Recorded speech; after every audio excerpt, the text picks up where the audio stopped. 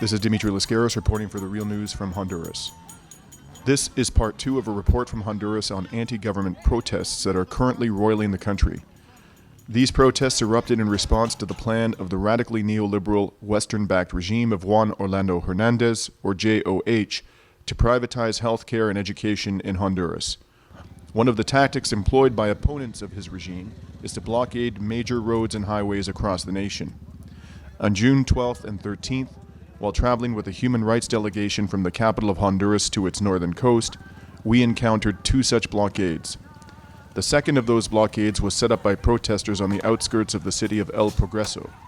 As I reported in part 1 of this report, I and other members of the human rights delegation were tear-gassed by Honduran security forces along with the protesters shortly after arriving at the scene of that blockade on June 12th. The next day, June 13th, we returned to the scene of the El Progreso blockade, and we found that protesters had returned and that traffic was again blocked for miles. Meanwhile, Honduran riot police looked on. On this second visit to the blockaded bridge, we had the opportunity to interview protesters before Honduran riot police intervened and dispersed them. One of the protesters whom we encountered on that day was a Honduran human rights lawyer, Prisilla Alvarado. Ms. Alvarado acts for imprisoned human rights defender Edwin Espinal. Mr. Espinal is a human rights defender who has been held at the high-security, military-run La Tolva prison in Honduras without trial since his arrest on January 19, 2018. Espinal has played an active role in advocating for human rights in Honduras since a Western-backed military coup deposed left-leaning President Manuel Zelaya in 2009.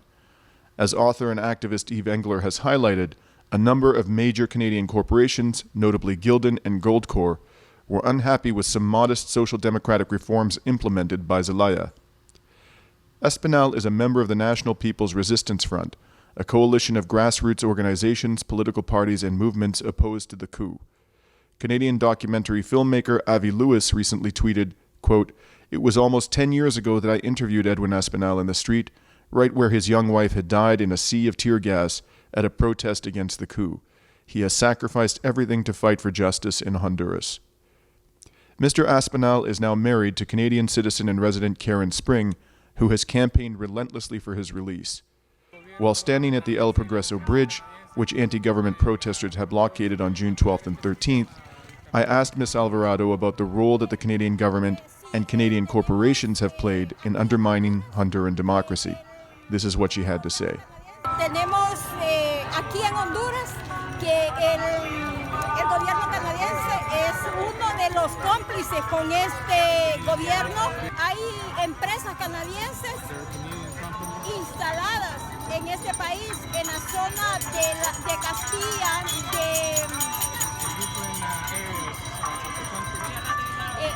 por todo lo largo de la costa, en las tierras garífunas, donde han instalado empresas extractivas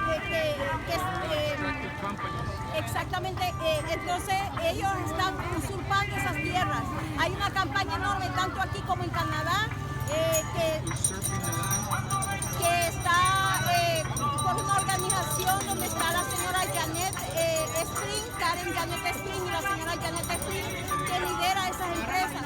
Estamos apoyándoles aquí en Honduras a ellas para decir que cesen a la invasión prácticamente de las tierras garífunas. Han instalado allí compañías mineras sin importarles nada. Claro, esto es con la venia del presidente de Honduras, ¿no? Pero pedimos que se vayan y que dejen de estar usurpando las tierras garífunas.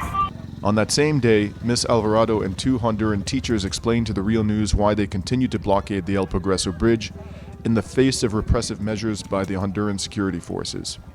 Bien, la razón por la que estamos aquí es defendiendo el derecho de la salud y la educación de Honduras, ¿verdad? Ya que el presidente de Honduras ha hecho algunos decretos en contra de esos derechos universales e indispensables, ¿verdad?, para las personas. Estamos luchando por la salud, estamos luchando para que nuestro país mejore esta situación. Nosotros somos docentes y en nuestros centros educativos tenemos muchas necesidades. No tenemos libros de texto, nuestras instalaciones necesitan un mejoramiento para que la educación sea de mayor calidad. Entonces hemos estado trabajando prácticamente solo y el gobierno solo ha pagado nuestros salarios, pero no ha mejorado las condiciones de los centros educativos. Y por eso nosotros estamos aquí luchando, la comunidad, todo el mundo se ha unido a nosotros para que podamos lograr una mejor educación y una mejor salud. ¿Cuántos días han estado aquí en los tranques? Ya llevamos muchos días,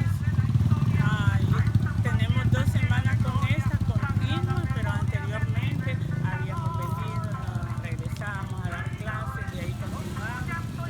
Y los sábados los invitamos, si ustedes están acá en el Progreso, también está la marcha de las antorchas a las 5 de la tarde todos los sábados a la entrada de la ciudad, aquí en el obelisco, y ahí se pueden sumar ustedes porque desde hace muchísimos sábados se está luchando. Nosotros estuvimos ayer y estuvieron usando gases lacrimógenos. ¿Esa es una táctica que usan todo el tiempo o usan otras tácticas de represión? Pues eso es lo que más utilizan para dispersar. Pero nosotros, aunque nos dispersan, volvemos a colocarnos, andamos nuestras toallitas, andamos agua, pero volvemos a colocarnos. Porque la lucha no es momentánea, sino que es una lucha permanente. Siempre han reprimido al pueblo con bombas, gases lacrimógenas. Si no, allá hay un policía que tiene en ese bolso por lo menos unas 50 bombas de gas lacrimógeno. Y siempre nos están reprimiendo en la calle. Shortly after we conducted these interviews, Honduran security forces again forced the protesters off the bridge and dispersed them.